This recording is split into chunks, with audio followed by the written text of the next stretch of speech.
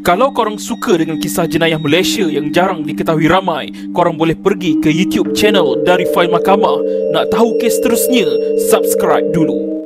Tahukah anda, pada tahun 1983, buat pertama kalinya dalam sejarah negara, mempunyai dua negeri iaitu Perak dan Johor telah menyambut Hari Raya Aidilfitri lebih awal daripada negeri-negeri lain yang ada di Malaysia. Kisah ganjil ini dipercayai berlaku ketika zaman pemerintahan almarhum Sultan Idris Shah dan almarhum Sultan Iskandar pada ketika itu. Teruskan bersama Paling Top.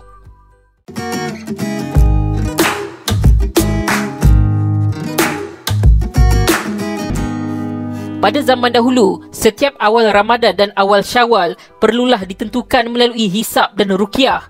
Orang ramai akan menanti di depan televisyen atau radio untuk mendengar pengumuman oleh penyimpan mohor.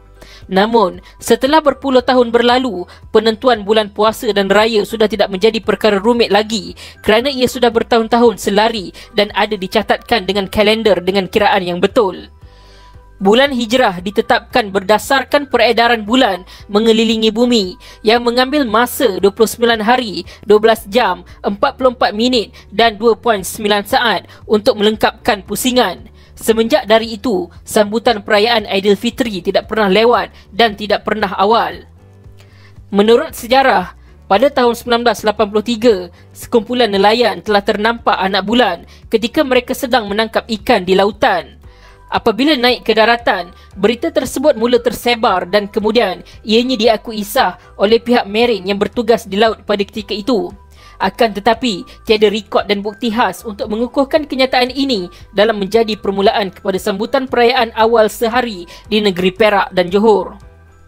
Desas-desus berita tersebut juga dikatakan telah tersebar hingga sampai ke pengetahuan Mufti. Lalu, Mufti mengatakan ia harus dimaklumkan terus kepada Tuanku Sultan kerana baginda mempunyai kuasa penuh dalam mengisytiharkan hari raya.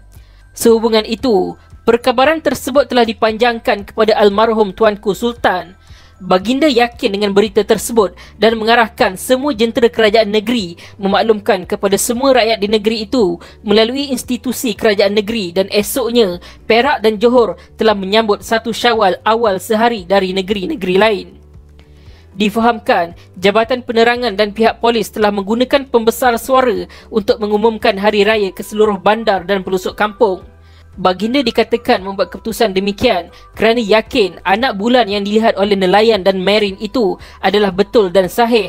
Akibat pengumuman secara tiba-tiba itu, kebanyakan orang, terutamanya daripada golongan orang tua, amat terkejut dan panik.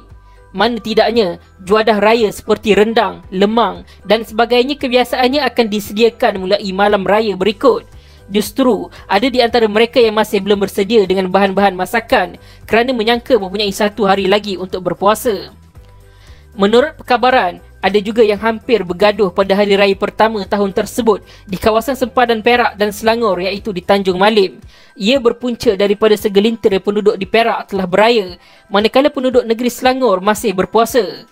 Mujur tak jadi apa-apa kan? Insiden raya awal sehari ini dikatakan hanya berlaku 1 kali sahaja dan tidak pernah akan berlaku lagi kerana negara kita sudah mempunyai kaedah pengiraan yang lebih sistematik dan tepat untuk menentukan tarikh Hari Raya Aidilfitri.